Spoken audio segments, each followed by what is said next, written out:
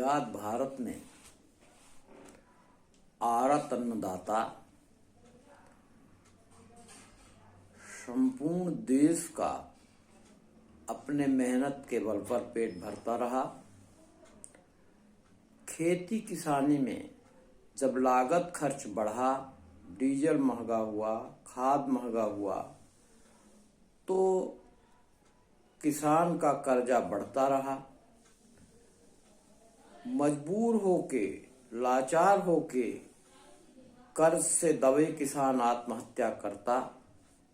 लेकिन सरकारें चाहे कांग्रेस की रही हो चाहे भाजपा की, उन्होंने किसान के आत्महत्या पर ध्यान नहीं दिया। इतनी संवेदनहीन सरकार अंग्रेजों की भी नहीं थी। अंग्रेजों ने बिहार के चंपारण में जब किसानों को नील की खेती के लिए मजबूर किया, तो गांधी जी के नेतृत्व में चला आंदोलन और अंग्रेजों को झुकना पड़ा। गुजरात में ही सरदार पटेल के नेतृत्व में खेड़ा और बारडोली के आंदोलन में अंग्रेज सरकार को झुकना पड़ा।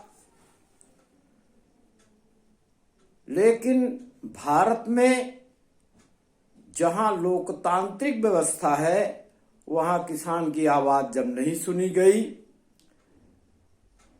और उसके साथ उल्टा होता गया, जैसे देश के सारे संसाधन उद्योगपतियों, पूंजीपतियों को बेच दिए गए।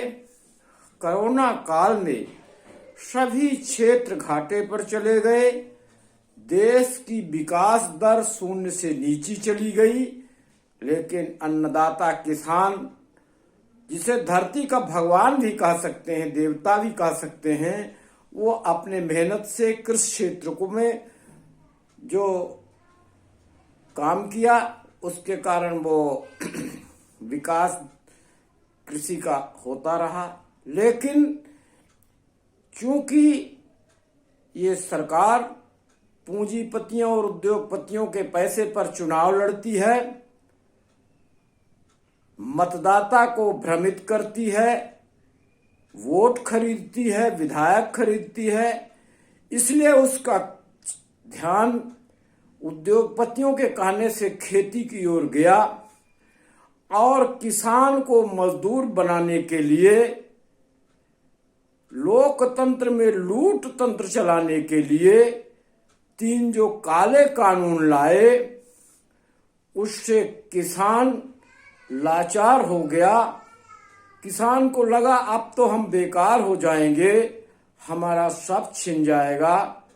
दूसरे जो न्यूनतम समर्थन मूल्य सरकार देती थी, वो 90% लोगों को नहीं मिलता था, 10% लोगों को मिल पाता था।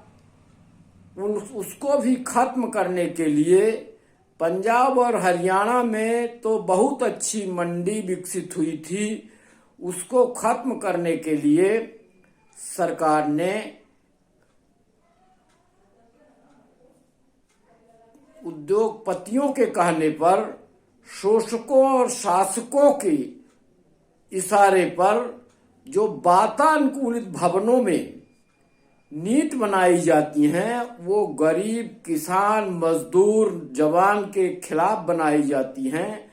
उसी का परिणाम हुआ कि 5 महीने पहले किसानों ने आंदोलन शुरू किया और कहा कि ये तीनों काले कानून सरकार वापस ले, समर्थन मूल्य को कानूनी बनाए।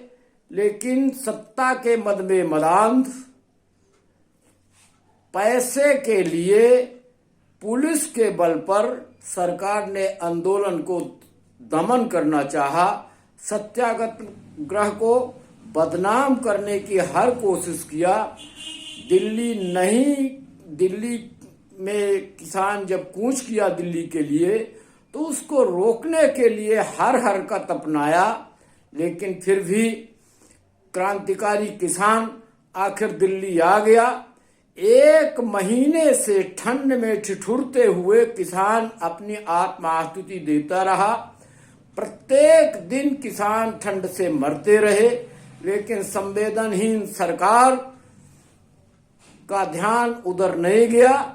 वो सत्ता के और पैसे के मद में मदांध रही और उल्टा किसान आंदोलन को बदनाम ही नहीं, किसान आंदोलन को खत्म करने के लिए, उनमें फूट डालने के लिए हर षड्यंत्र अपनाया गया।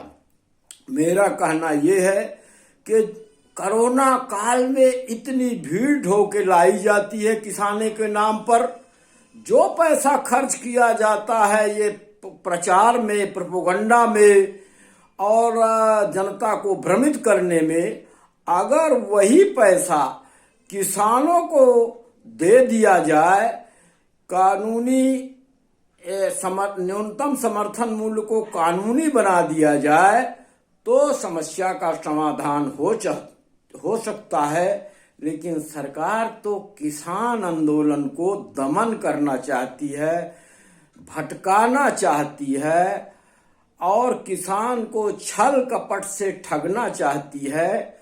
मैं बता दूं, किसान अभी तक इसलिए डटा रहा कि वो किसी के कृपा पर जिंदा नहीं है, अपने मेहनत पर जिंदा है। आंदोलन किसी के कहने से नहीं किया है, किसी के बहकावे से नहीं किया है। लोकतांत्रिक देश में सभी राजनीतिक दलों को चुनाव लड़ने का अधिकार है और ये परिणाम आ चुके हैं। आपातकाल लगाया इंदिरा गांधी ने, तो हम लोग जेल में थे, मीसा में 5 वर्ष के जगह 6 वर्ष कर दिया। लेकिन हम जेल में नारा लगाते थे कि जो हिटलर की चाल चलेगा वो कुत्ते की मौत मरेगा। जयप्रकाश जी ने नारा दे दिया था कि सिंहासन खाली करो कि जनता आती है, और वही नारा आज भी ये जो सत्ताधीश हैं उनको सुनाई देना चाहिए। क्योंकि एक किसान को मध्य प्रदेश ने मंदसौर में मारा तो भाजपा की सरकार चली गई, पूंजीपतियों के और काले धन से विधायकों को खरीद करके पुनः सरकार बनाई गई। तो इस तरह दमन के परिणाम अच्छे नहीं हुए हैं। जब जलियांवाला बाग हुआ तो ऊधम सिंह ने जाके उसका बदला लिया। जब लाला लाजपत राय के ऊपर अंग्रेजों ने लाठीचार्ज किया तो भगत सिंह ने तय कर लिया और बहरे कानों को आवाज उन्होंने बम विस्फोट करके सुनाया। उन्होंने भी कहा था कि सरकारें बम और तलवार से नहीं चलती, सरकारें तो जन समर्थन से चलती हैं। इसलिए आज भी अगर सद्बुद्धि आ जाए सरकार को और वो सत्ता के मद से जागे तो किसानों की मांगों को माने, तीनों काले कानूनों को वापस ले और समर्थन मूल्य को कानूनी बनाने के लिए कानून बनाए तथा अन्य जो समर्थन मूल्य में नहीं आते, फल और अन्न सब्जी, उनका भी समर्थन मूल्य दे। गांव-गांव में भंडार बनाए, भंडारण करे तथा कृषि से संबंधित जो अन्य उद्योग हो सकते हैं, जैसे टमाटर जूस है, आलू का चिप्स है, दाल मिले हैं, चावल मिले हैं, राइस मिले हैं, इस तरह बना ले कि प्रत्येक गांव में हम ये ऐसे उद्योग खोलेंगे कि किसान को कहीं पलायन नहीं करना पड़ेगा। वो किसानी के साथ साथ इन धंधों से अपने जीवन यापन के लिए अर्जन करेगा।